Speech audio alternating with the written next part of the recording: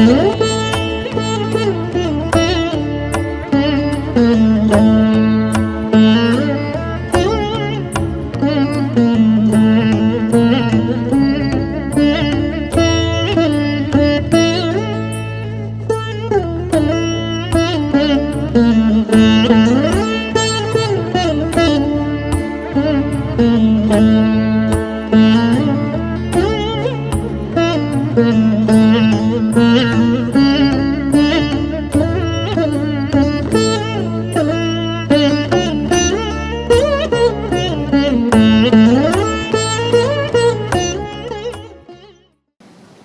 శ్రీ మాత్రే నమః. అందరికీ నమస్కారం అండి. ఈనాటి సభ మనం అమృత గారు ఒక శ్లోకం పాడతారు, ప్రార్థనా గీతం. దాంతో మొదలు పెడదాం. వందే సర్వసురాదిభిర్నిగదితాం లోకప్రసిద్ధాం ప్రభాం శుభ్రాం శాస్త్రపురాణ నాటక మహాకావ్యాది సంచారిణీం బ్రహ్మాదిత్రిదశైరనిందితగుణైః ఆవేష్టితాం సర్వదా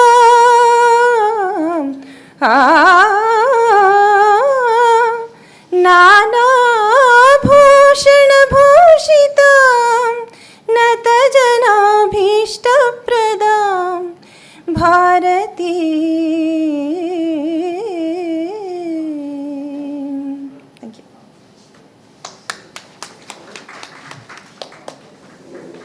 ధన్యవాదాలు అమృత గారు. చాలా చక్కటి ప్రారంభం. మీ అందరినీ చూస్తుంటే చాలా ఆనందంగా ఉంది. నా పేరు శ్రేష్ఠ జొన్నలగడ్డ. నేను రాజాగారి పెద్దమ్మాయిని. మా అమ్మ పద్మావతి, మా చెల్లెలు కీర్తన తరఫున మీ అందరికీ స్వాగతం. ఆపాతమధురం 2వ సంపుటి పుస్తకావిష్కరణ సభకి మా ఆహ్వానాన్ని మన్నించి విచ్చేసిన పెద్దలకి, శ్రేయోభిలాషులకి, సంగీత సాహిత్య ప్రియులకి, మా కుటుంబ సభ్యులకి, ఆత్మీయులందరికీ నా హృదయపూర్వక నమస్కారాలండి. ఆపాతమధురం శీర్షిక వార్తాపత్రికలో మొదలై హాసం పత్రిక వరకు కొనసాగింది. ఇది అందరికీ తెలిసిన విషయమే. అయితే 2017 సంవత్సరంలో ఆపాతమధురం శీర్షికలో వచ్చినవి ఒక 21 సినిమాల నుంచి ఉన్న 108 పాటలతోటి మొదటి సంపుటి విడుదల చేశారు. దాని తర్వాత వరప్రసాద్ రెడ్డి గారు పెద్ద మనసు చేసుకొని ఆయన 2వ సంపుటి నేనే వేస్తాను అని ఆయన చెప్పగా నాన్న వెంటనే మొదలు పెట్టేశారు. అయితే 2021లో ఆయన అనుకోకుండా కాలం చేయడం జరిగింది. కాబట్టి నేను ఆయన పుస్తకం కరెక్షన్స్ బుక్ తీసి చూసేటప్పటికి పయనించే ఓ చిలుక ఎగిరిపో పాడైపోయిన గూడు దగ్గర పెన్సిల్ ఆపి ఉంది. ఇంకా బాధ్యత నాదే కదా. నేను వరప్రసాద్ గారి దగ్గరికి వెళ్ళి, అంకుల్ నేనే కరెక్షన్ చేస్తాను, నేనే చేస్తాను, మీరు ఇంకెవరికి ఇవ్వద్దు, ఎవరి చేత చేయిస్తానంటే అది నేను చేస్తాను. ఆయన ఏమీ అనలేదు. అంటే నా మీద నమ్మకం, నేనెవరూ తెలియదు కూడా కదా. కానీ చిన్నప్పటి నుంచి నాన్నతోటి పనిచేస్తూ ఉన్నదాన్ని, నేనే చిన్న అసిస్టెంట్ లాగా అనుకోండి. స్కూల్ నుంచి వచ్చేటప్పటికి చెంచులక్ష్మి పాటలన్నీ రాసుంచు, నేను కరెక్షన్ చేయాలి. ఆదివారం వచ్చేటప్పటికి పదబంధం చేసుంచు, మనం లేకపోతే పారెడి పాటలు రాద్దాం. ఇలాగా నన్ను చాలా కలుపుకుంటూ ఇన్వాల్వ్ చేసుకుంటూ మన హాసం పత్రిక కూడా నడిపాం. సో నాన్న జర్నీలో, ఆ ప్రయాణంలో నేను ప్రతి చోట నేను ఉన్నాను. అందుకని నేనే ఈ 2వ సంపుటి చేయడానికి అర్హురాలని నేనే అనేసుకుని ఎవరిని అడగకుండా అంకుల్కి ధైర్యంగా వెళ్ళి చెప్పేసి ఎంత చిన్నదాన్నైనా ఆయన నా మీద నమ్మకం పెట్టుకొని సరే అమ్మ చెయ్యన్నారు. నాకు టైం బౌండ్ ఏం లేదు, ఈ పలానా టైంకి చెయ్యమని ఏమీ అడగలేదు కూడా. చాలా సంతోషం అంకుల్. ఆయన ఆశ్చర్యపోయారు, నువ్వు ఎలా చేస్తావు, అమెరికాలో ఉంటావు, పిల్లలు, పనులు, జాబ్ చేస్తావు ఎలాగంటే అయిపోతుంది అంతే, చేసేద్దాం అనుకున్నాను. అయితే ఈ రెండవ సంపుటిలో ఏం చేసామంటే ఆపదమధురం శీర్షికలో మిగిలిన అన్ని పాటలు, అన్ని విశ్లేషణలు కలిపి ఇదే ఆఖరి పుస్తకంలాగా వేశాము. అలా అనుభవం బాగాలేదు, కానీ చూద్దాం విధి ఎలా తీసుకెళ్తుందో. ఈ రెండవ సంపుటిలో 49 సినిమాల నుంచి 49 సినిమాల నుంచి 2099 పాటలు ఉన్నాయి. అయితే 1-2 కలుపుకొని మొత్తం 70 సినిమాలండి. 400 పైచిలకు పాటల తలకు విశ్లేషణ. ఒక చిన్న డిఫరెన్స్ ఉంది, కానీ పార్ట్ 1కి పార్ట్ 2కి. రెండో పార్ట్ వచ్చేటప్పటికి నేను ఒక పాఠకురాల్లా చదవడం మొదలుపెట్టాను. అప్పుడు కొంచెం అవుట్డేటెడ్ ఇన్ఫర్మేషన్ లాగా అనిపించింది. నేను ఏమీ మార్పులు చేర్పులు చేయకూడదు కాబట్టి విశ్లేషణలో చిన్న చిన్న అప్డేట్స్, ఎందుకంటే వరప్రసాద్ రెడ్డి గారు చెప్పారు క్యూఆర్ కోడ్ పెడదాము, లేటెస్ట్గా ఉంటుంది, ప్రతి పాట చక్కగా స్కాన్ చేసి చూస్తూ వింటూ విశ్లేషణ చదివితే రసానుభూతి మరీ బాగుంటుంది అనగానే దానికి విశ్లేషణ అప్రోప్రియేట్గా కరెక్ట్గా కుదురుతుందా లేదా అని మట్టుకే నేను ఒక పాఠకురాలిగా చదివి చిన్న చిన్న ఎడిట్స్ చేశాను అంతే, కానీ విశ్లేషణను మాత్రం ఏమీ ముట్టుకోలేదు. ఆ విశ్లేషణ కాగా క్యూఆర్ కోడ్ యాడ్ చేయడం ఒక లేటెస్ట్ అప్డేట్. తర్వాత క్యూఆర్ కోడ్ యాడ్ చేసాం కాబట్టి ఫోటోలు తగ్గిపోతాయే, అయ్యో గ్లామర్ ఏది, పుస్తకంలో గ్లామర్ అంటే పాత ఫోటోలు ఉంటాయి కదా అని అనుకున్నాం. అయితే సినిమా పోస్టర్లు అప్పట్లో ఉన్నవి పెడితే ఎలా ఉంటుందని ఒక ఐడియా వచ్చింది. సో అది కలెక్షన్ చేయడం మొదలుపెట్టాను. సో ఈ 49 సినిమాలు సినిమా పోస్టర్ ఎలా రిలీజ్ అయ్యాయో ఆ సినిమా పోస్టర్ ప్రతి సినిమాకి మేము ఇంక్లూడ్ చేసాం. అవి కాకుండా ఇంకొన్ని ఐకానిక్ పిక్చర్స్ ప్రతి సినిమాకి అది కూడా ఫుల్ పేజ్ లాగా పెట్టాం. సో దట్ కాస్త గ్లామర్ యాడ్ అయింది. తర్వాత కవర్ పేజ్ డిజైన్, దాని మీద ఏదో నాన్నతోటి ఉన్నప్పుడు ఏదో నా చాదస్తం కూడా రుద్దేసి కవర్ పేజ్ డిజైన్ కూడా చేయడం జరిగింది. సో ఇది నా పాత్ర, విశ్లేషణని ముట్టుకోకుండా నాన్నగారు చేసింది అలాగే ఉంచుతూ ప్రస్తుతానికి అప్డేట్ చేస్తూ లేటెస్ట్గా కొంచెం యాడ్ చేసి ఈ మాత్రం చేయగలిగానండి.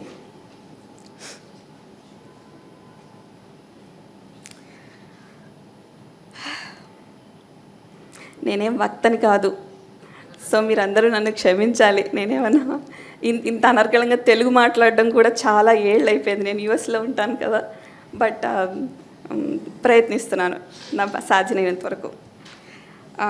ఇంకేమాత్రం ఆలస్యం చేయకుండా మనం సభను మొదలు పెట్టేద్దామండి.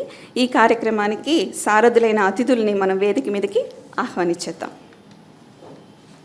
ముందుగా నేటి పుస్తకావిష్కరణ సభకి అధ్యక్షత వహిస్తున్న కిమ్ సన్షైన్ హాస్పిటల్ అధినేత డాక్టర్ గురువారెడ్డి గారిని సగౌరవంగా వేదిక మీదకి ఆహ్వానిస్తున్నాం.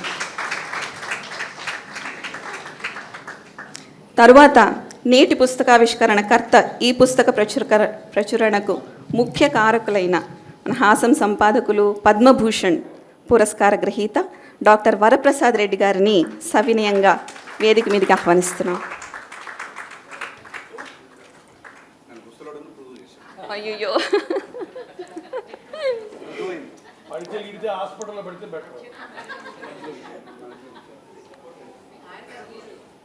మీరు అధ్యక్షతలు మీరు మధ్యలో కూర్చోండి. ఏ సమయంలోనైనా మా నాన్నగారికి కానీ నాకు కానీ పాటలకు సంబంధించిన ఆడియోలు అందించి నిరంతర నిస్వార్థ సంగీత సేవకులు, అతి మొహమాటస్తులు మధుసూదన్ శర్మ గారిని హృదయపూర్వకంగా వేదిక మీదకి ఆహ్వానిస్తున్నానండి. చేపట్టుకోండి.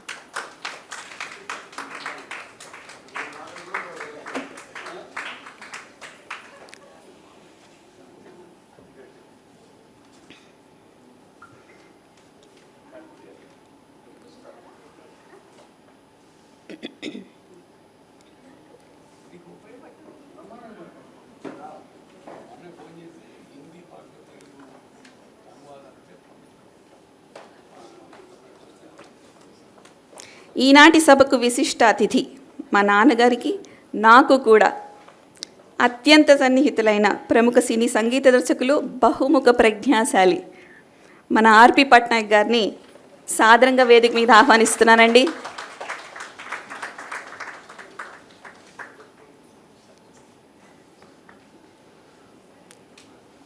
తర్వాత మా నాన్నగారికి కాదు, మాకు కూడా అత్యంత ఆత్మీయులు, స్నేహితులు అయిన తెలుగు విశ్వవిద్యాలయం retired professor, silicon Andhra university Telugu శాఖ అధ్యక్షురాలు, కేంద్ర సాహిత్య అకాడమీలో ఎగ్జిక్యూటివ్ బోర్డు మెంబర్, ప్రముఖ రచయిత్రి డాక్టర్ సి మృణాలిని గారిని సగౌరవంగా మరొక్కసారి మీ అందరి కరతాళ ధ్వనులతో వేదిక మీదకి ఆహ్వానిస్తున్నాం.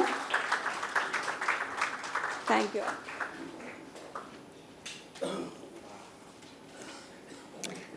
అందరికీ మరోసారి మీ కరతాళ ధ్వనులతో స్వాగతం పలుకుదాం. థ్యాంక్ యూ అండి. Thank you. ఒక చిన్న విన్నపం, మీరు మీ మొబైల్ ఫోన్స్ని సైలెంట్లో పెట్టుకుంటే సభకి ఆటంకం కలగకుండా ఉంటుంది. థ్యాంక్ యూ అండి. సో మొదటగా గురువారెడ్డి గారిని సభలు మొదట పెట్టాల్సిందిగా కోరుతున్నాను. ఓవర్ టు గురువారెడ్డి గారు. సైలెంట్ పెట్టుకోవడానికి లేదమ్మా, హాస్పిటల్. ఓకే, మామూలు ఎవరున్నారు తీసుకో.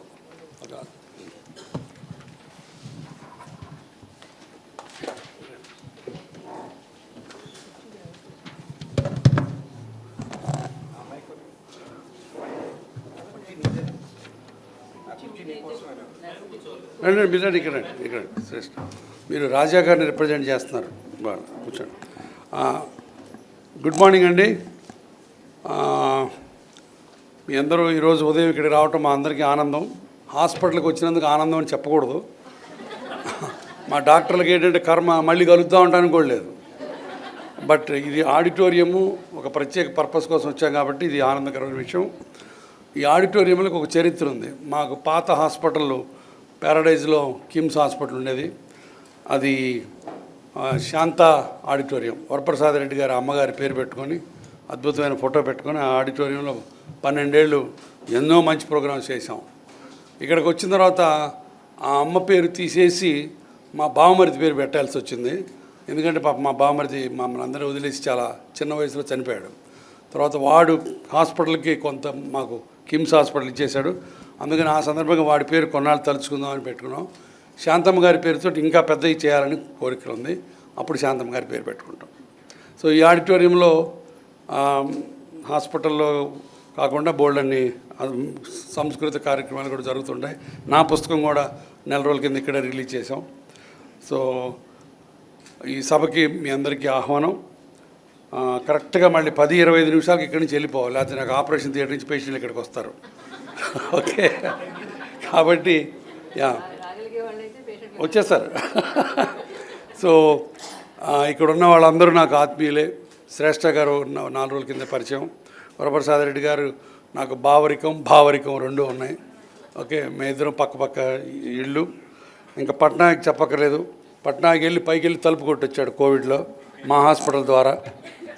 కానీ ఆయన ఇంకా జనాలకు అవసరం కాబట్టి దేవుడు నువ్వు వెళ్ళి వెనక్కి వెళ్ళు అని చెప్పి వెనక్కి పంపించాడు. ఓకే, శర్మ గారు నాకు నా ఫోన్లో సాంగ్ శర్మ గారు అని పెట్టుకుని ఉంటా. ఏ అవసరం వచ్చినా శర్మ గారికి ఫోన్ చేస్తా. 3 రోజుల కింద అమెరికా నుంచి ఫ్రెండ్స్ వచ్చారు సంక్రాంతికి. వాళ్ళకి హిందీ పాటలు తెలుగులో పెట్టి ఒక క్విజ్ పెడదామని కోరిక కలిగింది. అప్పుడు శర్మ గారికి ఫోన్ చేస్తే ఆయన పాటలన్నీ పంపించారు. సో చాలా థ్యాంక్స్ సార్. ఇంకా మొన్నాల్ని నాకు స్నేహితురాలు, మా గురువు గారు, సిలికాన్ ఆంధ్రలో నేను తెలుగు చేసినప్పుడు మా గురువు గారు. సో ఇంత మంచి సభకి వీళ్ళందరూ ఇలా ఉంటారు శోభామాన్యం. సో నెక్స్ట్ ఇప్పుడు పుస్తకావిష్కరణ మధుసూదన్ శర్మ గారికి అంకితోత్సవం. సో ఆవిష్కర్త వరప్రసాద్ రెడ్డి గారు. సో వరప్రసాద్ రెడ్డి గారు ఈ పుస్తకాన్ని శర్మ గారికి ఇస్తారు.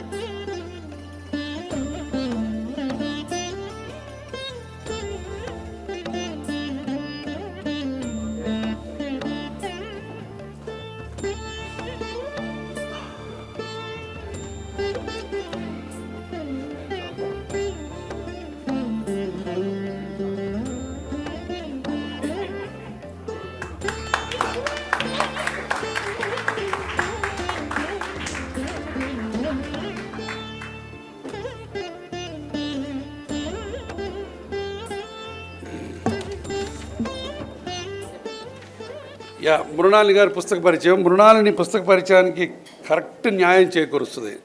మొన్న నా పుస్తకం దాంట్లో యనమూరి వీరేంద్రనాథ్ గారు ఒక జోక్ చెప్పారు. ఆయన సీనారాయణ రెడ్డి గారిని అడిగారంట, సార్ ఇన్ని పుస్తకాలకు ముందు మాట రాస్తారు మీరు, ఎన్ని చదువుతారా అని.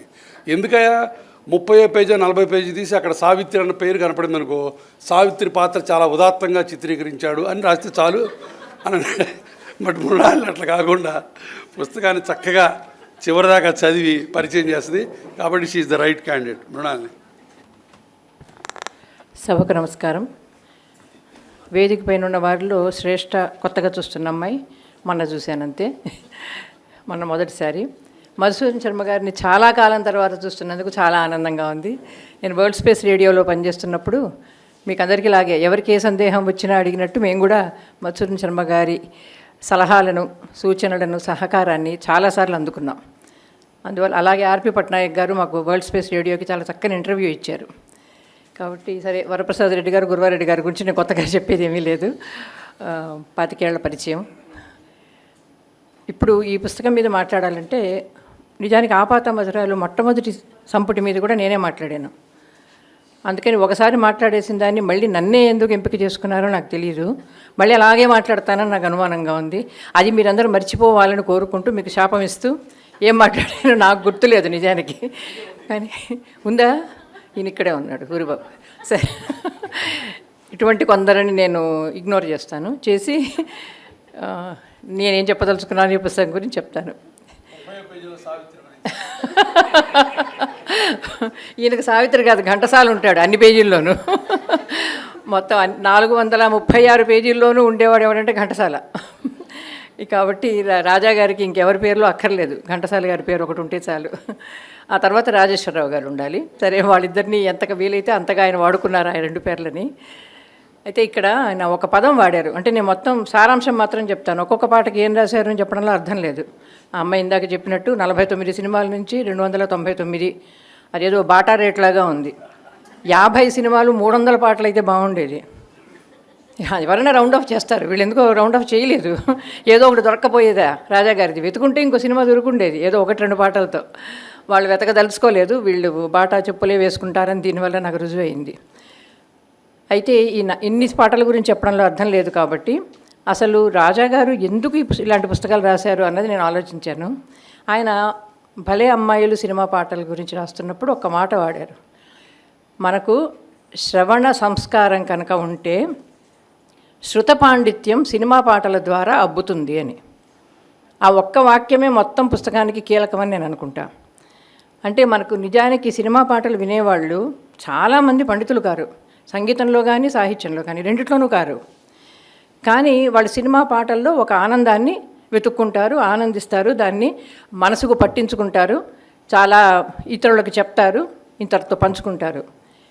దానికి వాళ్ళకి ఏముండాలి గుణం అంటే, మనం సినిమా సంగీతం వింటున్నప్పుడు మనకు ఉండాల్సిన గుణం ఏమిటి? అది ఒక్క మాటలో చెప్పారు ఆయన, శ్రవణ సంస్కారం. మనకు వినడం అనేది రావాలి, ఆ సంస్కారం అనేది మనలో ఉండాలి. మామూలుగా సంస్కృతంలో చెప్పాలంటే ఇది సహృదయ అంటారు సంస్కృతంలో. ఆ సహృదయత మనలో ఉండాలి. అది ఉన్నప్పుడు ఏమవుతుందంటే, ఆ శ్రవణ విన్నప్పుడు ఏ విషయాలని ఆ పాట నుంచి మనం గ్రహించాలి అని తెలిసి ఉండడం శ్రవణ సంస్కారం. కాబట్టి నేను ఒక పాట వింటున్నానంటే దానిలో సంగీతం ఎందుకు బాగుంది, సాహిత్యం ఎందుకు బాగుంది, అందులో ఉన్న మెలకువలు ఏమిటి, ఆ సంగీత దర్శకుడుకున్న ప్రత్యేకమైన ప్రతిభ ఏమిటి, ఇవన్నీ కూడా నేను ఆలోచించగలిగి, నేను జీర్ణించుకోగలిగితే, దాన్ని నేను అర్థం చేసుకోగలిగితే నాకు శ్రవణ సంస్కారం ఉన్నట్టు. అది పెంచుకుంటూ పోతే, మనం వింటూ పోతే మనకు తెలియకుండానే మనకు శృత పాండిత్యం కూడా వచ్చేస్తుంది. అంటే మనకు తెలియకుండానే సంగీతం గురించి, సాహిత్యం గురించి ఇంతకుముందు లేని ఒక పాండిత్యం మనకు అబ్బుతుంది. ఈ ఒక్క వాక్యమే ఈ మొత్తం పుస్తకానికి కీలకమని నేను అనుకుంటా. రాజాగారి పుస్తకంలో చేసిన పని అదే.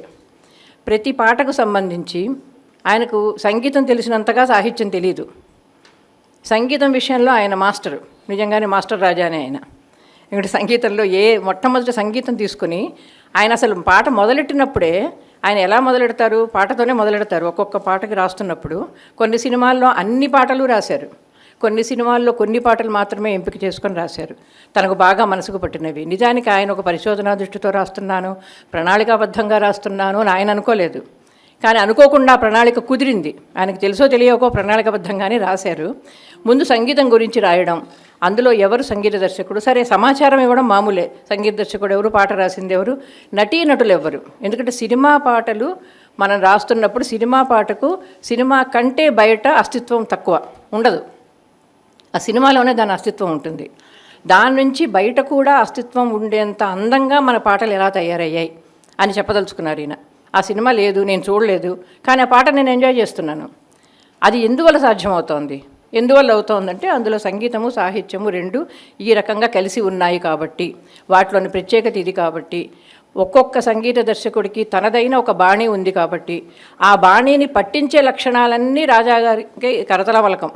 ఏ సంగీత దర్శకుడిలో ఏ ప్రత్యేకత ఉందో, ఏ రాగాన్ని ఎవరు బాగా కూర్చారో, భాగేశ్వరిని ఘంటసాల అద్భుతంగా చేస్తాడు, భీంపలాసిని మోహన్ని ఎస్ రాజేశ్వరరావు అద్భుతంగా చేస్తాడు. ఈ విషయాలన్నీ ఆయనకు తెలుసు కాబట్టి అవన్నీ ఇందులో పెట్టి సంగీత దర్శకుడి పరంగా ముందు రాస్తారు. అది రాయడం కూడా ఎంత గొప్పగా రాస్తారు. ఈ సంగీత దర్శకుడు ఈ పాటను ఈ రాగంలో కూర్చాడు అని రాయడం మనలాంటి వాళ్ళని చేసే పని.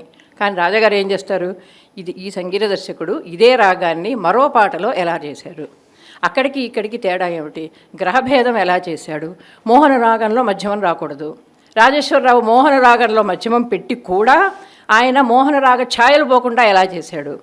ఇవి చాలా సూక్ష్మమైన విషయాలు, ఇవి తెలిసి ఉండడం. సాధారణంగా సినిమా పాటలు ఒకే రాగం మీద ఉండవు, అవి కలిపేస్తుంటాయి రాగాల్ని. వాటిలన్నిటినీ గుర్తించగల నైపుణ్యం ఆయనకుంది. అందుకని సంగీతపరంగా మనం ఎలా అర్థం చేసుకోవాలో ఆ పాటను అద్భుతంగా రాస్తారు. సాహిత్యపరంగా వచ్చేసరికి ఊరికే సాహిత్యం గొప్పగా ఉంది అని రాయరు. ఎక్కడైనా అరుదైన పదం ఉందా, కొసరాజు, మల్లాది, సముద్రాల సీనియర్, సముద్రాల జూనియర్, ఈ నలుగురు చాలా అరుదైన తెలుగు పదాలు వాడతారు. ఆ పదాలన్నిటినీ ఈయన ఎత్తిపుచ్చుకున్నారు. ఈ పదాలు ఈరోజు వాడుకలో ఉన్నాయా? మీరు ఆ పాటలు వింటే, ఇందాక అన్నాను కదా సంస్కారము పాండిత్యము అని, ఈ పాటలు వింటే మనకు తెలిసేది అందంగా ఆనందంగా గడిపేయడం కాదు, మన కొత్త పదం వస్తుంది, కొత్త పదం తెలుస్తుంది, మన పద సంపద పెరుగుతుంది. ఎందుకంటే ఈ పాటల్లో వాడిన పదాలకు అర్థం ఏమిటని మనం వెతుక్కుంటాం వెళ్ళి. ఆయన చాలా వాటికి అర్థాలు ఆయనే ఇచ్చారు. ఇంతకుముందు ఎలా వాడారు, ఒక్కోసారి అయితే ఏ కావ్యంలో వాడారో కూడా, మనుచరిత్రలో వాడిన పదం అని కూడా ఇచ్చారు ఒక చోట, ఏ కావ్యంలో ఆ పదం అర్థంలో వాడారని కూడా ఇచ్చారు. అంటే సాహిత్యానికి సంబంధించింది కూడా ఆయన పరిశోధన చేశారు. నేను పరిశోధనాత్మకంగా రాయలేదు అని చెప్పుకున్నారు ఎక్కడో, కానీ నిజానికి ఆయన సాహిత్య విషయంలో ముఖ్యంగా పరిశోధన చెయ్యకపోతే అనుప్రాస ఎలా వాడారు అనేది అంత బాగా రాయగలిగేవారు కాదు. అంచెనుప్రాస ఆద్యనుప్రాస ఎలా వాడారు అని చాలా పాటల్లో రాస్తారు ఆయన. ఇవన్నీ కూడా అంటే ఒక పాటను అర్థం చేసుకోవడానికి మనలో ఉండాల్సిన సంస్కారం, నేను ఇందాక చెప్పినట్టు సంస్కారం, శ్రవణ సంస్కారం అనేది పెంపొందించుకోవడానికి ఏది కావాలి అనే దాని గురించి రాజాగారు చాలా విపులంగా రాశారు. ఆ తర్వాత ఆయన చెప్పాల్సిన ఇంకో విషయం ఉంది, అంటే ఏ విషయం మర్చిపోరు అనడానికి ఆయనకే తెలిసిన కొన్ని రహస్యాలు ఉన్నాయి. ఒక్కొక్క పాటని నాగేశ్వరరావు రసరాజ తగువారము కాదా ఎలా పాడాడు, ఎలా అభినయించాడు అనే దాని మీద ఒక పారాగ్రాఫ్ అది. ఎందుకంటే ఇది ఘంటసాల కావాలంటే కాగితం పట్టుకొని చూసుకుని పాడొచ్చు. నాగేశ్వరరావు కాగితం చూడడానికి లేదా, ఆయన నటిస్తున్నాడు, చచ్చినట్టు ఆ స్వరాలన్నీ వచ్చి ఉండాలి. నాగేశ్వరరావుకి ఏమో సంగీతం రాదు. అసలు ఎంత గొప్ప నటులో చూడండి, ఒక్క సీన్లో నటించినందుకే నాగేశ్వరరావుకి ఏమైనా ఇవ్వచ్చు. అలాగే జగదేక వీరుని కథలో శివశంకరిలో చేసినందుకు రామారావుకి ఇచ్చేయచ్చు. అంటే ఆ నటన పరంగా కూడా చెప్తారు. ఎందుకంటే సినిమాలో ఒక పాటను మనం చూసి ఆనందిస్తున్నాము అంటే సంగీతం ముఖ్యం, సాహిత్యం ముఖ్యం, మూడవది ఏమిటి, అభినయం. అది కూడా కలిస్తేనే ఆ పాట సంపూర్ణమవుతుంది, సమగ్రం అవుతుంది. అందుకని జగదేక వీరుని కథలో పాటకి రామారావు అయితే రాగ నిర్దేశం దగ్గర కూడా రామారావే కూర్చున్నాడు. ఈ రాగం అయితేనే బాగుంటుందని. పెండ్యాల గారు 2-3 రాగాల్లో చేస్తే భాగేశ్వరే బాగుంటుందని నిర్ణయించింది ఎన్టీ రామారావు. అప్పుడు ఆ రాగంలోనే చేశారు. అట్లాగే నాగేశ్వరరావు రసరాజ తగువారము కాదాలు ఎలా ఇన్వాల్వ్ అయ్యాడు, ఎలా నేర్చుకొని పాడాడు అంటే అభినయం కూడా ఆయన తీసుకొని చెప్తారు. అంటే ఏవేవి ఒక గొప్ప పాటను చేస్తాయి, ఏ లక్షణాలు ఒక పాటను మనం మరిచిపోలేని గీతంగా తీర్చిదిద్దుతాయి అనేది రాజాగారికి చాలా క్షుణ్ణంగా తెలిసిన విషయం. అవన్నీ చెప్పడం మనలాంటి వాళ్ళకి సాధ్యం కాదు. ఒక సంగీత దర్శకుని అడిగితే తన పాట గురించి చెప్పచ్చు, ఒక గీత రచయితని అడిగితే తను రాసిన వాటి గురించి చెప్పచ్చు. కానీ అన్నిటి గురించి ఒక సమగ్రమైన అవగాహన ఉండి, ఇదే రచయిత మల్లాది గారు ఒక సినిమా చిరంజీవుల్లో రాసిన పాట మరొక పాట ఎలా ఉన్నాయి, ఎంత దగ్గరగా ఉంది, నిజానికి తెల్లవార వచ్చే తెలియక నా స్వామి జానపద గీతం మూలాన్ని కూడా ఆయన ఇచ్చారు. అట్లాగే చక్కని దానా చిక్కని దానా ఇంకా అలకైనా ఆ పాటను పట్టుకొని శాంతినివాసంలో పాట అనుకుంటా, అది పట్టుకొని దాని మూలం ఏమిటి, దిల్ దేక దేకో హిందీలో రఫీ పాట. దానికి ఒక ఇంగ్లీష్ మూలం ఉంది, ఆ మూలాన్ని కూడా పట్టుకున్నారు రాజాగారు. అంటే ఆయన ఎంత వెనక్కి వెళ్తారో, ఎంత లోతుగా చూస్తారో ఒక్కొక్క పాటని ఆలోచించుకోండి. ఇలాంటి ఉదాహరణలు నేను చాలా ఇవ్వగలను, నాకు టైం లేదు కాబట్టి ముగిస్తాను. కాబట్టి ఇలాగా ఆయన పాట మీద పరిశోధన నిరంతరం చేసిన వ్యక్తి. ఒక పాటను ఆనందిస్తున్నాను అంటే నేను ఆనందిస్తున్నాను అని అనుకుని మనం ఆనందిస్తూ ఊరుకుంటాం. ఎందుకు ఆనందిస్తున్నాం అనే ప్రశ్న వేసుకున్నారు రాజాగారు. అది వేసుకున్నప్పుడు వచ్చిన పుస్తకమే ఆపాతమధురం. ఎందుకంటే ఈ పాట ఇంత అందంగా రావడానికి ఒక దర్శకుడు, ఒక సంగీత దర్శకుడు, నటుడు, గీత రచయిత, వీళ్ళందరి నిజానికి సినిమాటోగ్రఫర్ దగ్గర కూడా రాస్తారు ఆయన కొన్ని సినిమాలంటే చాలా పార్షియాలిటీ. కొన్ని పాటలను ఆయన రాసిన పద్ధతి చూస్తే కనుక మనం కూడా ఆ పాట వినకపోయినా, ఉదాహరణకి ఇది మందార మకరంద మాధుర్యమున రేలు మధుపంపు ఓవునే మదనములకు, భక్త ప్రహ్లాదలో సుశీల, ఆ పాట మీద ఆయన రాసింది చదవండి, మీరు కూడా కళ్ళనీళ్ళు అరుస్తూ చదువుతుంటారు ఆ పాట గురించి. అంత అద్భుతంగా వర్ణిస్తారు ఆ పాట గురించి. ఆయన రస జగత్తులో పడిపోయి మనల్ని కూడా రస జగత్తులో పడేలా చేస్తారు. ఎవరు? విశ్లేషణ చేస్తూ. మామూలుగా కవి చేస్తాడు ఆ పని, విశ్లేషకుడు చేయుడు. కానీ రాజాగారి రచనలోని ప్రత్యేకత ఏమిటంటే ఆయన విశ్లేషణ కూడా రసవంతంగా చేయగలరు, రసవత్తరంగా చేయగలరు. కాబట్టి ఆ విశ్లేషణ చదివిన తర్వాత నాకు చాలా నచ్చింది వీళ్ళ ఆలోచన. వెంటనే పాట వినడానికి అనుకూలంగా QR కోడ్ పెట్టామన్నారు. నిజంగానే పాట వింటూ ఆయన రాసింది చదువుతూ మనం ఉంటే కనుక మనం మరో లోకంలోకి వెళ్ళిపోయి కొంతసేపు అయినా ఈ లోకాన్ని మర్చిపోతామని, ఈ లోకాన్ని మర్చిపోవాలనిపించే క్షణాలే ఎక్కువ ఉన్నాయి ఈ మధ్యకాలంలో. కాబట్టి దీన్ని మర్చిపోయి ఆ రసజగత్తులో మనము ఉండిపోయి అటువంటి రసజగత్తులో మనకు ప్రవేశాన్ని, ఆ సంస్కారాన్ని మనకు కలిగించిన రాజాగారికి ధన్యవాదాలు చెప్తూ నాకు అవకాశం ఇచ్చినందుకు అందరికీ ధన్యవాదాలు.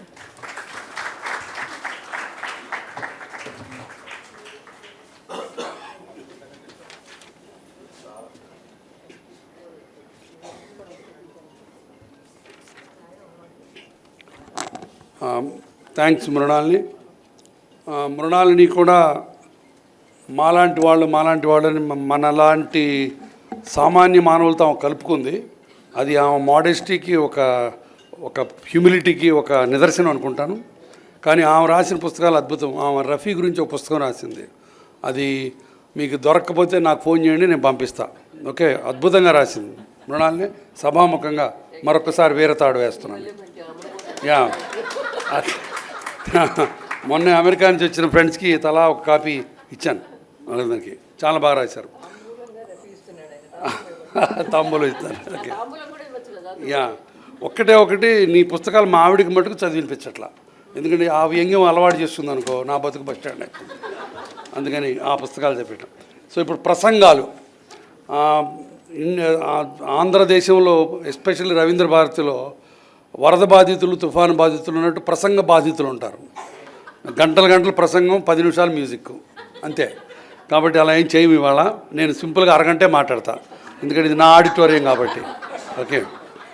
సో ఈ ఆపాతమధురం మొదటి సంపుటి నేను నా క్లాస్మేట్ భార్గవి మే ఇద్దరం ఉండి ఆ పుస్తకాన్ని ముందుకు తీసుకొచ్చాం. అది శ్రేష్ఠ మర్చిపోయినట్టుంది. ఓకే. బట్ నేనేంటంటే ఇప్పుడు మనం పెద్దవాళ్ళని చూసి ఇమిటేట్ చేస్తుంటాం. మా పక్కన వరప్రసాద్ రెడ్డి బాబా పుస్తకాల మీద పుస్తకాలు అచ్చొత్తిస్తుంటే నేను కూడా ఉడతా భక్తిగా ఒకటి వేస్తారని ఆ పుస్తకం వేయించాను. అది చాలా పాపులర్ అయింది. అండ్ రాజా గారు నాకు ఆ రకంగా పరిచయం. తర్వాత హాసం ఎడిటర్గా తర్వాత 2-3 సార్లు కలవడం జరిగింది ఆయనతోటి. తర్వాత ఆయన వెబ్సైట్ నాకు చాలా ఇష్టం. అది ఇంకా రన్ అవుతుందని నిన్న మనం ఓపెన్ చేసి చూశాను. కొన్ని ఉంది, వెబ్సైట్ ఓపెన్ అవుతుంది, బట్ దాంట్లో కొన్ని లింక్స్ ఓపెన్ అవ్వట్లేదు. నా సలహా, నా మా రిక్వెస్ట్, అది వెబ్సైట్ కంటిన్యూ చేయించండి, ప్రొఫెషనల్స్ ఎవరైనా పెట్టి. ఓకే. చాలా చాలా ఇన్ఫర్మేషన్ ఉంది దాంట్లో. ఓకే. యా. తర్వాత ఆ వెబ్సైట్ స్ఫూర్తిగా రాజా గారితో చెప్పాలంటే నేను ఆయన తెలుగు వాళ్ళకి అమీర్ సయాని లాంటి వాడు. బినాకా గీత్మాల్ అమీర్ సయాని మీ అందరికీ తెలుసు. అలాంటి వ్యక్తి ఆయన. ఇంకా కొన్ని రోజులుంటే ఇంకా బోల్డ్ అయిన అద్భుతమైన పుస్తకాలు వచ్చాయి. వరప్రసాద్ రెడ్డి గారు అన్నట్టు 61 to 71 ఇంకొక డికేడు రాసి ఉంటే బాగుండేది. శర్మ గారు మీరెందుకు రాయకూడదు? మేమందరం పక్కన కూర్చొని మీకు మిగతా సపోర్ట్ అంతా ఇస్తాం, మీరు మాట్లాడండి. మీ దగ్గర నుంచే రావచ్చు ఆ పుస్తకం. కాగితం పెన్ కూడా మీరు ఇప్పుడు డిక్టేషన్ చేయండి సార్. సీరియస్గా శర్మ గారు, నేను మనిషిని పెట్టి పంపిస్తాను మీ దగ్గర, మీరు డిక్టేట్ చేసి చెప్పండి, అది ఒక బుక్ వేద్దాం. ఎందుకంటే మీలాంటి వాళ్ళు, రాజా గారు లాంటి వాళ్ళు ఎవ్రీడే కనపడరు మాకు. పుస్తకాలు అచ్చొచ్చడానికి మేము చాలామంది ఉంటాం, బట్ దాంట్లో కంటెంట్ రాయడానికి మీలాంటి వాళ్ళు చాలా అరుదు. సో నేను మా క్లాస్మేట్ భార్గవి కలిసి సంగీత సాహిత్య నైవేద్యం అనే ఒకటి మొదలెట్టాం పాడ్కాస్టు. దానికి కూడా స్ఫూర్తి ఇవి పాటలు ఇవే. తర్వాత మీరందరూ వచ్చి ఈ పుస్తకాన్ని వెబ్సైట్లో ఓపెన్ చేయడం కానీ, ఈ పుస్తకాన్ని ఆవిష్కరించడం కానీ చాలా గొప్ప విషయం. తర్వాత వాళ్ళ పెద్దమ్మాయి శ్రేష్ఠని సభాముఖంగా అభినందిస్తున్నాను. అమెరికాలో ఉండి ఆ లెగసీని పట్టుకొని వరప్రసాద్ రెడ్డి గారిని కూడా ఇంప్రెస్ చేసి ఇంత బుక్ తీసుకొచ్చిందంటే ఘటికురాలని తప్పక నమ్మక తప్పదు. Okay Shreshtha, continue this legacy. Okay. Yeah. So next Varaprasad Reddy garu మాట్లాడతారు. అందరికీ నమస్కారం. పుస్తకం గురించి మృణాళి గారు అద్భుతంగా చెప్పేశారు. మిగతా చదివితేనే మంచిది చెప్పడం కంటే. కానీ రాజా గారి గురించి 2 మాటలు చెప్పాలి. ఆయన ఒక అరుదైన వ్యక్తి. ఆయన సినిమా సంగీతం కోసం ఆయన కలవరించారు, పలవరించారు. అది ఆయనకి వ్యసనం. వ్యసనం అనేది చాలా స్ట్రాంగ్ వర్డ్. అంటే ఇక అది లేకుండా ఆయన ఇక ఏది ఊహించలేడు. ఎక్కువ భాగం జీవితంలో చాలా భాగం సంగీతం పట్ల, అదే సినిమా సంగీతం పట్ల చాలా శ్రద్ధగా, చాలా ఓపికగా చాలా సేకరించారు, అవగాహన చేసుకున్నారు. వాటిని తనలో దాచుకోవడమే కాకుండా అక్షరీకరించి జాగ్రత్త చేశారు. అదొక చరిత్ర. మన భారతదేశంలో శాస్త్రీయ సంగీతం అనేది ఒక మహోన్నతమైనటువంటి సంప్రదాయం, మన సంస్కృతిలో భాగం. అది దానికి శాస్త్రం తెలిసి ఉండాలి. అందరూ శాస్త్రం నేర్చుకోలేరు కాబట్టి జనపదంలో లలిత సంగీతం వచ్చింది, జానపదాలు వచ్చినాయి. నాలాంటి పామర్లు విని ఆనందించడానికి ఆ సంగీతం సరిపోతుంది. అంటే శాస్త్రీయం వినొద్దని కాదు, దాన్ని విని ఆనందించేంత పరిణితి లేనప్పుడు లలిత సంగీతం కానీ, జానపద సంగీతం కానీ, సినిమా సంగీతం కానీ. సినిమా సంగీతం కూడా ప్రారంభంలో, సినిమాల ప్రారంభమైన తొలి మరి రోజుల్లో శాస్త్రీయంగానే ఉండేవి. కాలానుగుణంగా శాస్త్రాన్ని అనుసరిస్తూనే, దానికి ఉన్న పరిధులు పరిమితులు పాటిస్తూనే మర్యాదపూర్వకమైనటువంటి కొంత రాగ సంక్రమం చేశారు. అంటే శ్రావ్యత కోసంగా చేయాల్సి వచ్చింది. అలా ఎవాల్వ్ అయ్యి క్రమేణా శ్రావ్యతకే ఎక్కువ ప్రాధాన్యం వచ్చింది. సాహిత్యంలో కూడా చాలా పెద్ద మార్పులు, సినిమా సంగీతానికి కావ్య గౌరవం కల్పించినటువంటి మహానుభావులు మల్లాది రామకృష్ణ శాస్త్రి గారు, దేవులపల్లి కృష్ణశాస్త్రి గారు, సిరివెన్నెల సీతారామ శాస్త్రి గారు, వేటూరి నారాయణ రెడ్డి గారు, దాశరథి, ఇటీవల కాలంలో చంద్రబోస్, అనంత శ్రీరామ్ ఇలాంటి వాళ్ళంతా అద్భుతంగా రాశారు. అయితే ఒక సినిమా సంగీతంలో మనసు పెట్టి దాంట్లో ఉన్న సాహిత్యాన్ని, సంగీతాన్ని, పాడిన వాళ్ళని, అన్నిటికన్నా ముఖ్యంగా ఆర్కెస్ట్రాలో కూడా ఎవరు ఫ్లూట్ వాయించారు, ఎవరు వీణ వాయించారు, ఎవరు సంతూరు, ఆ బిట్ ఎలా ఉంది, ఏ రాగానికి అది ప్రతీకగా అక్కడ పెట్టారు అన్నటువంటి కూలంకషమైనటువంటి చిన్న చిన్న విషయాల్ని ఒడిసి పట్టుకున్నటువంటి వాడు రాజా. అది ఒక ప్రత్యేకమైనటువంటి ఆయనకున్న టాలెంట్. అందరం వింటాం, మనం ఒక పాట విన్నప్పుడు పాట బాగుంది అంటాం, దాంట్లో ఎవరు ఫ్లూట్ వాయించారో మన అవసరం లేదు, దానికి ఏ రాగంలో చేశారో కూడా మనకు చాలామందికి అవసరం లేదు. అక్కడక్కడ తరచుగా కొంతమందికి ఓహో ఇది పలానా రాగం కదా అందుకని బాగుందేమో అనుకునే వాళ్ళు ఉంటారు. మెజారిటీ ఆఫ్ ది పీపుల్ కేవలం పాట బాగుంది అనుకుంటారు. కానీ నిజంగా దాంట్లో ఉన్నటువంటి రసాన్ని అనుభవించాలంటే ఇలాంటి రాజాగారి లాంటి వాళ్ళు చెరుకుని నోట్లో పెట్టి నవిలితే ఎంత రసం వస్తుంటుందో అలా ప్రతి విషయాన్ని, ప్రతి సందర్భాన్ని మృణాల్ గారు చెప్పారు. ఈ పాట నేపథ్యం, ఈ పదం ఎందుకు వాడారు, ఈ పదం ఎందుకు వాడలేదు, రాజేశ్వరరావు గారు మోహనంలో ఎన్ని రకాల వేరియేషన్స్ చేశారు, ఇట్లాంటివన్నీ కూడా ఆయన విశ్లేషించి చెప్పి బార్డర్ లైన్లో ఉన్నటువంటి నాలాంటి వాళ్ళని ఆ సంగీతం పట్ల నెట్టినటువంటి కృషి వారిదే, రాజాగారిదే. అదంత తేలికైన విషయం కాదు. రాసిన వాళ్ళు దాని గురించి పట్టించుకోలేరు, సంగీతం చేసిన వాళ్ళు దాని గురించి మాట్లాడలేదు, పాడిన వాళ్ళు మర్చిపోయారు, నటించిన వాళ్ళు వెళ్ళిపోయారు, వాళ్ళ డబ్బులు వాళ్ళు తీసుకొని. దాన్ని తీసుకొచ్చి దాంట్లో ఉన్నటువంటి సొగసులు, దాంట్లో ఉన్నటువంటి అందాలు, దాంట్లో ఉన్నటువంటి రుచులు మనకు విడమర్చి చెప్పి రాసి చదవండి, వినండి అని చెప్పినటువంటి రాజా వందనీయుడు. తప్పకుండా వారికి మనం ఇవాళ ఇక్కడ లేకపోయినా ఆయన చేసిన కృషికి మనం ధన్యవాదాలు తెలపాలి. దాన్ని జాగ్రత్త చేసి అక్షరీకరించి పెట్టుకోవాలనుకున్నటువంటి వాళ్ళ అమ్మాయి శ్రేష్ఠకి నా అభినందనలు. ఇందాక గురవారెడ్డి గారు ఒక మాట అన్నారు, శ్రేష్ఠ వరప్రసాద్ గారిని కూడా ఒప్పించి చేసిందని. ఆమె ఒప్పించలేదు నన్ను, అసలు ఆయనకే మాట ఇచ్చాను. గత ఆపాత మధురం తొలి వాల్యూమ్ గురవారెడ్డి గారు ప్రచురించినప్పుడు ఆ శాంత ఆడిటోరియంలో, పాత హాస్పిటల్లో నేనే అన్నాను, ఆ సభకు నేను వచ్చున్నాను, మీరు 55 నుంచి 2000 వరకు స్వర్ణయుగం సినిమా సంగీతానికి, వాటి గురించి రాయండి అంటే ఆయన 61 వరకే రాసి నాకు సమయం అయిపోయిందని వెళ్ళిపోయారు. ఆయన కానీ రాసుంటే మనకి ఇంకా ఎన్నో గొప్ప పాటల గురించి ఎంతో విషయం తెలిసేది, ఎంతో మాధుర్యాన్ని మనం కోల్పోయామని నా అభిప్రాయం. ఇప్పుడు ఆ రకంగా రాయగలిగిన వాళ్ళు, ఆ రకమైనటువంటి ప్రతిపత్తి కలిగిన వాళ్ళు వెతుక్కోవాలి. ఇప్పుడు గురువార్ ద్వారా తెలిసింది, శాస్త్రి గారు, శర్మ గారు ఆయన హిందీ పాటల కొరకే పరిమితం, మరి తెలుగు పాటలు అన్నీ. అలాంటి వాళ్ళు పూనుకుంటే తప్ప మళ్ళీ మనం కోల్పోయిన 61 నుంచి 2000 వరకు అంటే, కానీ 2000 మించి ఎవరు రాయకండి. 2000 తర్వాత వద్దు. 2000 తర్వాత యువతరం స్వరం మారింది, తీరు మారింది, పాట మారింది. పాట లేదు, బూతే ఉంది, స్వరాలు లేవు, అపస్వరాలే ఉన్నాయి, కేకలే ఉన్నాయి, శబ్దం ఉంది, సంగీతం లేదు. అలాంటి ఈ ఇనప యుగం 2000 నుంచి 25 వరకు ఎక్కడన్నా ఒకటి పొరపాటున ఒక మంచి పాట వస్తుందేమో. ఎలాంటి డర్టీ పాటకైనా కూడా ఇవాళ అవార్డులు వస్తున్నాయి. అందువల్ల 2000 నుంచి మాత్రం ఎవరు రాయకండి. ఒకవేళ రాస్తే నన్ను పిలవకండి, నేను రాను, కూర్చోను. నువ్వు రాసినా కూడా రాను, నేను నీ ఆడిటోరియంలో పెట్టినా రాను. రాజా గారు మాకు ఎంబీఎస్ ప్రసాద్ గారి ద్వారా పరిచయం.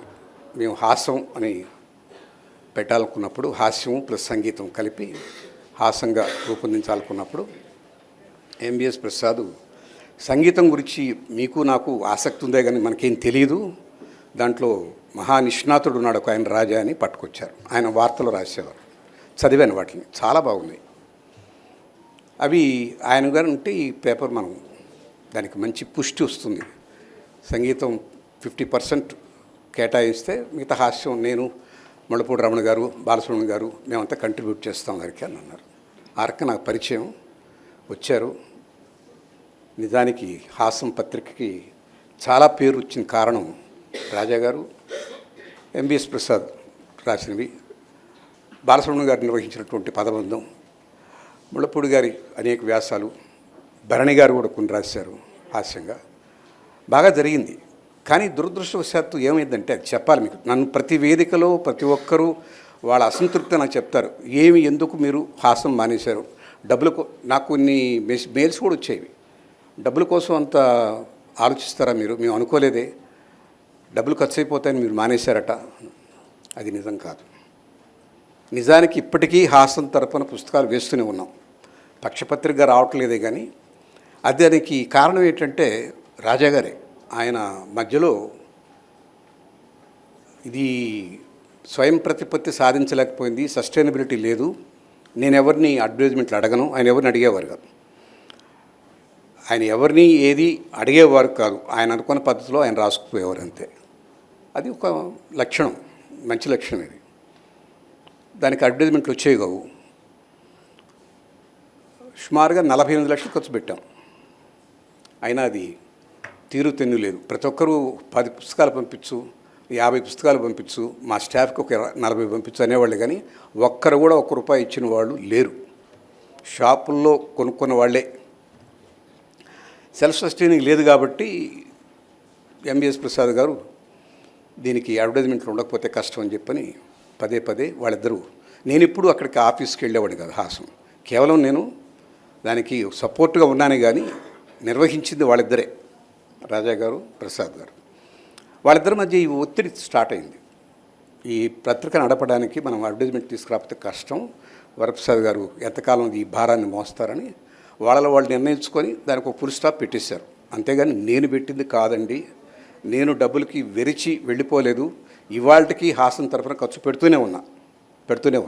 అయితే రాజాగారు లేకుండా హాసం నడపలేము, ప్రసాద్ గారు లేకుండా హాసం నడపలేము. వాళ్ళిద్దరూ 2 కళ్ళు ఎటొచ్చి వాళ్ళ అభిప్రాయాల్లో 2 కళ్ళే మా అమ్మ నా భార్య, కానీ ఒకరినొకరు చూసుకుంటే చాలా వికృతంగా ఉంటుంది. ఈ కన్ను ఒకదాన్ని కూడా చూసుకుంటే నన్ను భరించగలరా మీరు? అలాంటి పరిస్థితి వాళ్ళిద్దరి మధ్య. భావ సారూప్యత లేదు, ఇద్దరూ టాలెంటెడే. ఆయన వరకు ఆయన టాలెంటెడే, ఈయన వరకు ఈయన టాలెంటెడే. నడిపే విధానంలో తేడాలు వచ్చినాయి.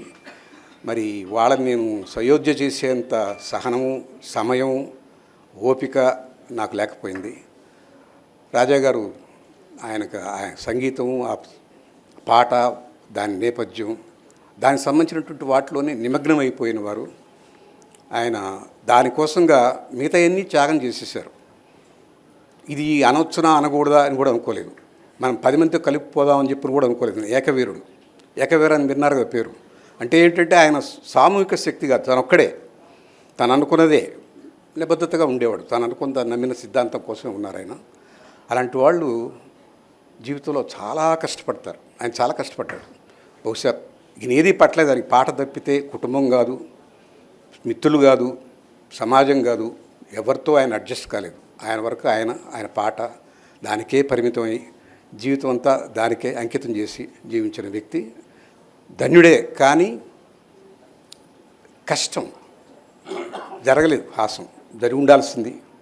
ఆయన పట్టుదల వల్ల, ప్రసాద్ ఆయనకున్న భేదాభిప్రాయం వల్ల హాసం నడవలేదు. అయినా ఆయన ఎన్నో దగ్గర పనిచేశారు. వార్తలో ఉన్నారు, మా టీవీలో ఉన్నారు, ఎక్కడెక్కడో ఉన్నారు. హాసం ఆ పత్రిక పేరే ఆయన ఇంటి పేరైంది. అందుకు నాకు చాలా సంతోషం, ఆయన కృతజ్ఞత. ఆయన గుర్చిన గుర్తింపు కూడా హాసం పత్రికతో ఎక్కువగా. సో అలాంటి వ్యక్తులు ఈ సమాజానికి అవసరం. మంచి పాటని, మంచి సందర్భాన్ని, మంచి రసార్ద్ర హృదయాన్ని ఆవిష్కరింపజేయగలిగినటువంటి శక్తిమంతులు ఇలాంటి వాళ్ళు ఉంటే సమాజంలో ఈనాడు ఉన్నటువంటి ఈ రకమైన విపరీత ధోరణులు, ఈ టెర్రరిజం, ఈ అనీజినెస్, అసహనం, ఈ మనం వేదికలెక్కి మాట్లాడే బూతులు ఏమీ ఉండవు. అలాంటి రోజులు మళ్ళీ రావాలంటే 10 మంది రాజాలు పుట్టాలి, పలాంటి శర్మలు పుట్టాలి. అవన్నీ వినగలిగే ఆసక్తి ఆమె చెప్పారు, శ్రవణ సంస్కారం ఉన్నటువంటి మీలాంటి వాళ్ళు కావాలి. అలాంటి రోజులు వస్తాయని ఆశిస్తాను. నమస్కారం.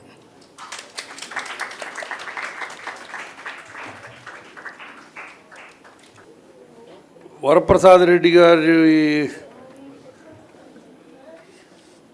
అభిమానం తీయగా ఉంటుంది, ఆయన కోపం కారంగా ఉంటుంది. 2000 తర్వాత ఉన్న వాళ్ళందరినీ శపించారు, కానీ ఇక్కడ 2000 తర్వాత ఉన్న అద్భుతమైన కళాకారులు పైన స్టేజ్ మీద పట్నాయక్ ఉన్నాడు, అక్కడ భాస్కర్ భట్లు ఉన్నాడు. ఓకే బావా, తప్పది తప్పు. అప్పుడప్పుడు ఇక్కడ ఉన్నారు, 2 ఉన్నారు గుళికలు. 2000 తర్వాత కూడా మంచి సాహిత్యం ఉంది. బట్ నువ్వు అన్నట్టు కొన్ని వెతుక్కోవాల్సి వచ్చింది అంతే. బట్ ఉంది, మంచి సాహిత్యం ఇప్పటికీ ఉంది, మంచి మంచి పాటలు ఇప్పటికీ వస్తున్నాయి, దొరుకుతున్నాయి. సో ఈ సందర్భంగా భాస్కర్ భట్ల ఒక్కసారి సమోసా పక్కన పెట్టి ఇక్కడికి వచ్చి మంచి సమోసా తింటే మాట్లాడడం కష్టం. ఓకే రండి, ఒక్క 2 నిమిషాలు. భాస్కర్ భట్ల గారు మంచి లిరిసిస్టు, మంచి మంచి సినిమాలకు రాశారు.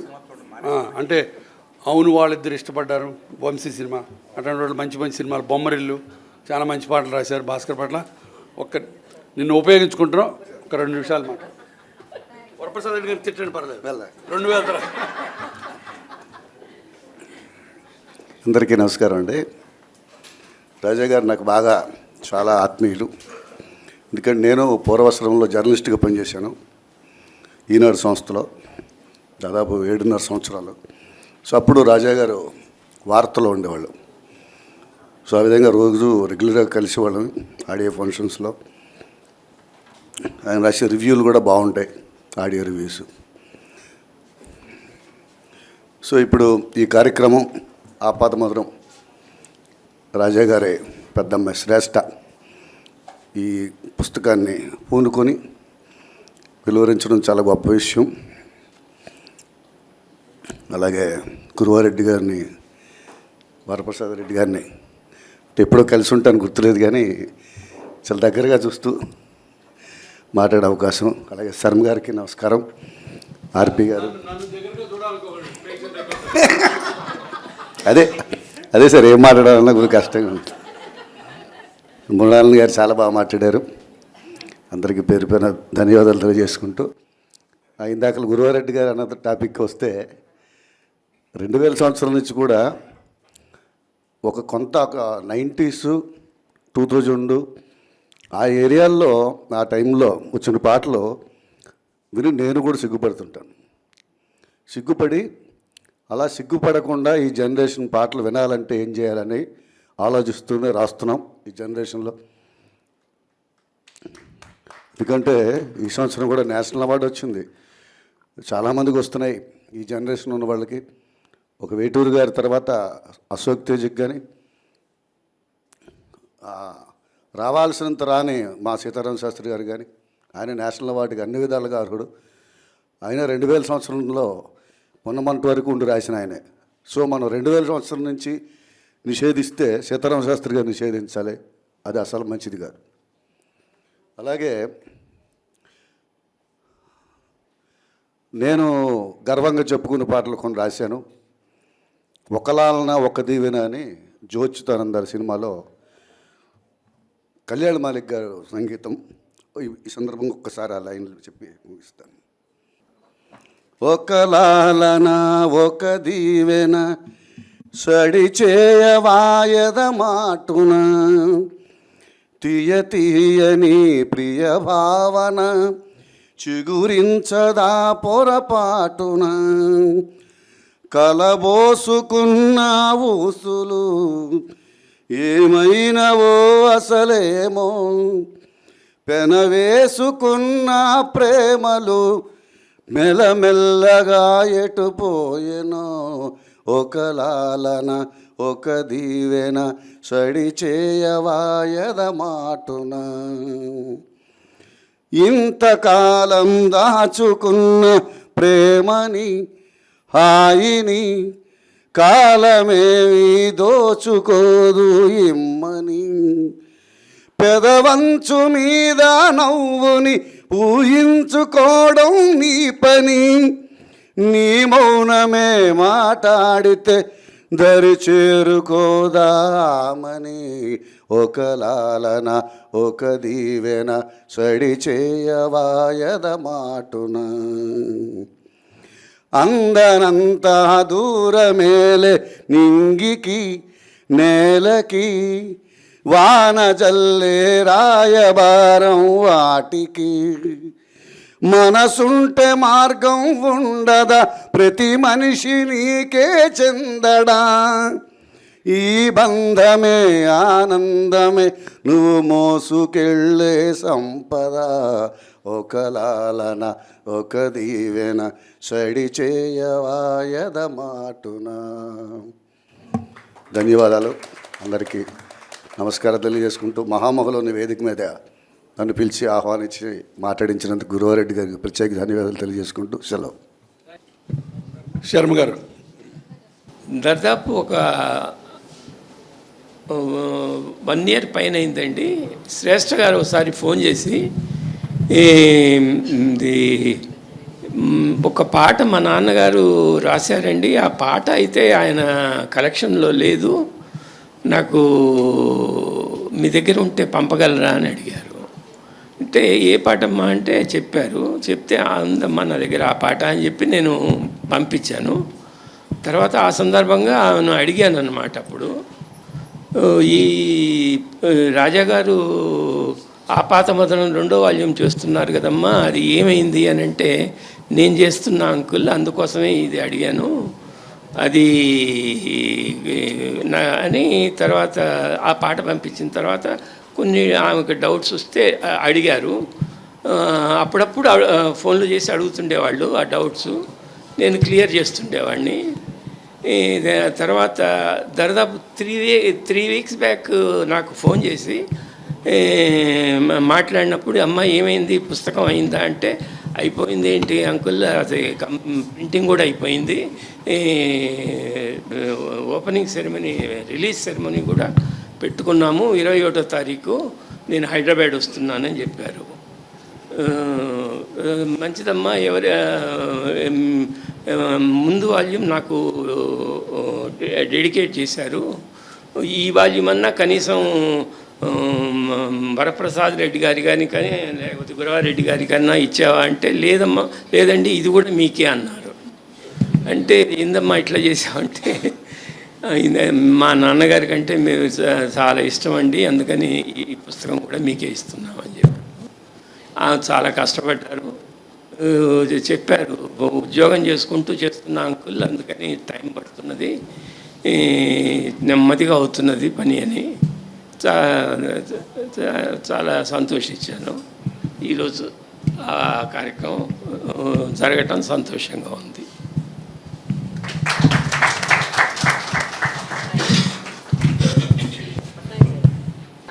పట్నాయక్ రండి. ముందుగా ఈ కార్యక్రమానికి నాంది పలికిన శ్రేష్ఠ గారికి అభినందిస్తున్నాను. అలాగే ఇక్కడ నాకు పునర్జన్మనిచ్చిన గురువారెడ్డి గారికి, నాకు చాలా ఇష్టమైన వరప్రసాద్ రెడ్డి గారికి, సాహిత్యం అంటే ఏంటి అని మనందరికీ పరిచయం చేసిన మృణాలిని గారికి, అలాగే శర్మ గారికి పేరు పేరున అందరికీ నమస్కారం. నేను అందరికన్నా చిన్నవాడిని, వాళ్ళ పక్కన కూర్చునే అదృష్టం ఇచ్చినందుకు మా తల్లిదండ్రులకు ఫస్ట్ థ్యాంక్స్ చెప్పుకుంటూ,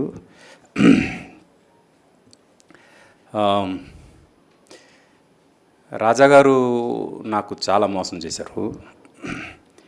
ఆయన వాళ్ళ పెద్దమ్మాయి ఈరోజు ఈ ప్రోగ్రాం చేస్తున్నందుకు ఆయన ఈ చైర్లో ఎక్కడో కూర్చొని ఉంటారు. అందుకు ఆయన చేసిన మోసం నేను చెప్పాల్సిన అవసరం ఉంది.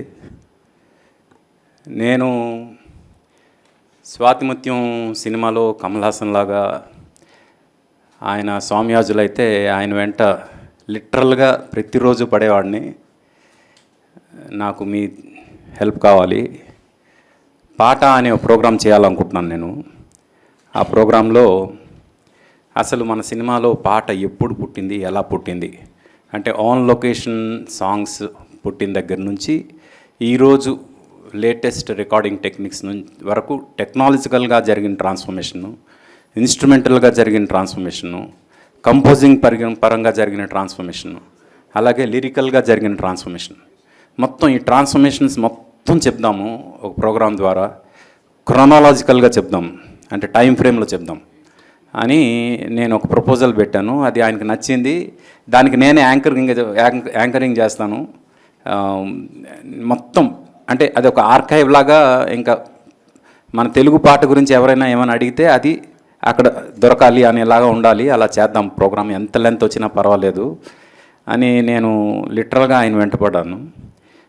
ఐడియా చాలా బాగుంది, తప్పకుండా చేద్దాం అన్నారు. ఆయన అంటూనే ఉన్నారు కానీ నాకు అవకాశం ఇవ్వలేదు, ఇవ్వకుండా వెళ్ళిపోయారు. అందుకు నాకు ఆయన మోసం చేశారు. సార్ మీరు ఎక్కడున్నా ఇది మాత్రం నేను గుర్తుపెట్టుకుంటా. ఎందుకంటే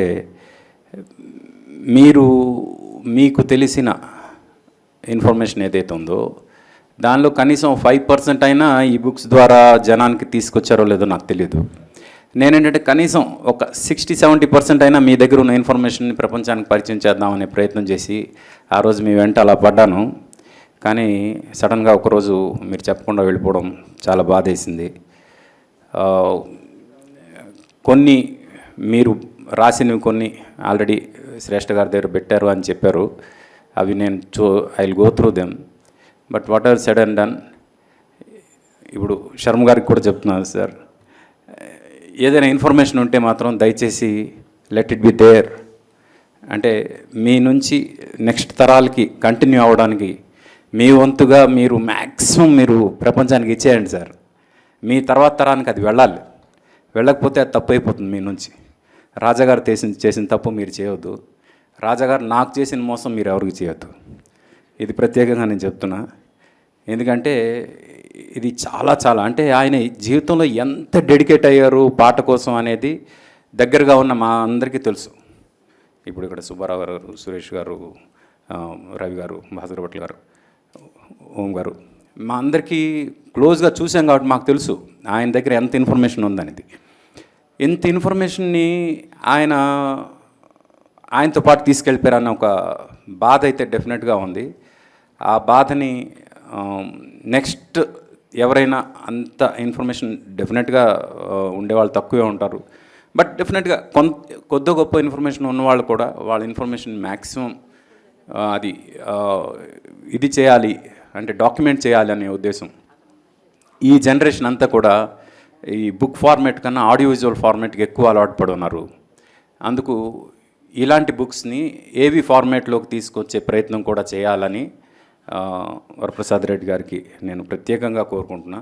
దాని వరకు నేను ఏ రకంగా మీకు హెల్ప్ అవ్వగలను, I'm there sir for this. Thank you very much. Thanks for this opportunity. Thank you.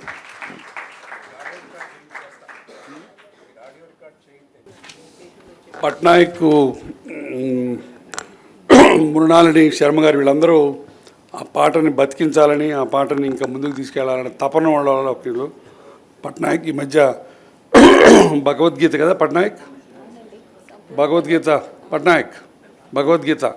మంచి ఎపిసోడ్, చాలా బాగా చేసావు. నువ్వు నాకు పంపించిన నేను వినడం జరిగింది.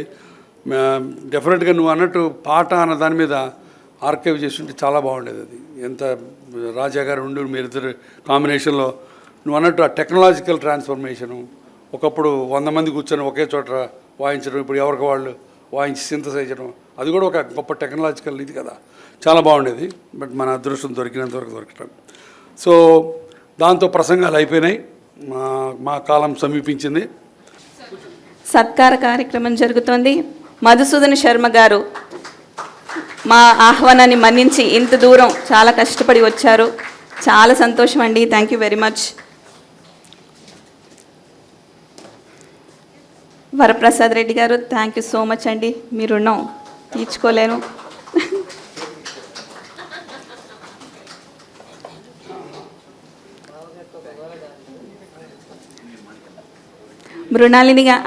మృణాలి గారికి మా ఆత్మీయ అతిథులు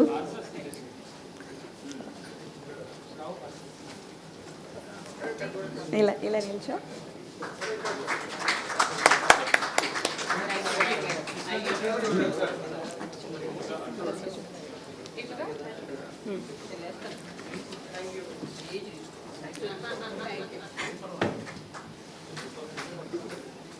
ఆర్పి పట్నాయక్ గారికి చిరు సత్కారం.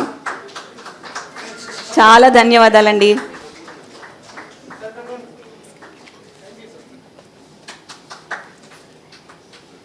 ఈవేళ భాస్కర్ భట్ల గారు ఈవేళ సర్ప్రైజ్గా వారికి వచ్చారు కాబట్టి వాళ్ళకి కూడా ఒక చిరు సత్కారం చేసేద్దాం. చాలా థ్యాంక్స్ అన్నయ్య గారు. మా నాన్నగారు ఊరు శ్రీకాకుళం అతను, సో నాకు ఇంకొక స్పెషల్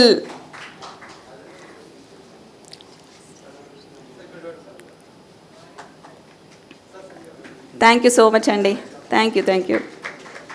మరి గురువారెడ్డి గారికి సత్కారం.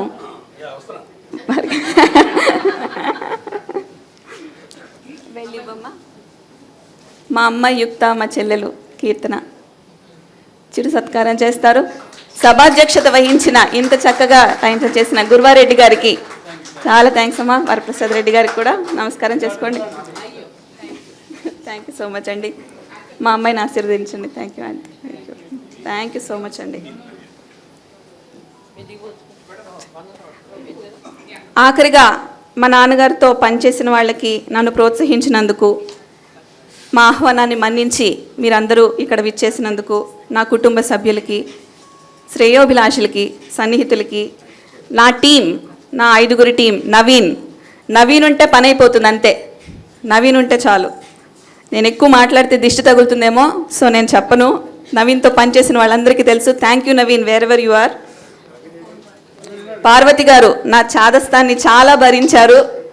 విజయవాడ నుంచి వచ్చారు కేవలం ఈ ప్రోగ్రామ్ని అటెండ్ అవ్వడం కోసం. మా నాన్నగారి అభిమానంతో 15 ఏళ్లుగా నాన్నగారు చేసిన ప్రతిదీ కూడా డిజిటైజ్డ్గా DTP చేసి కౌముదికి ఇవ్వడం కానీ, హాసంలో రాయడం కానీ, వీటన్నిటికీ కూడా పార్వతి గారు వేశారు. చాలా చాలా థ్యాంక్ యూ అండి. Thank you so much.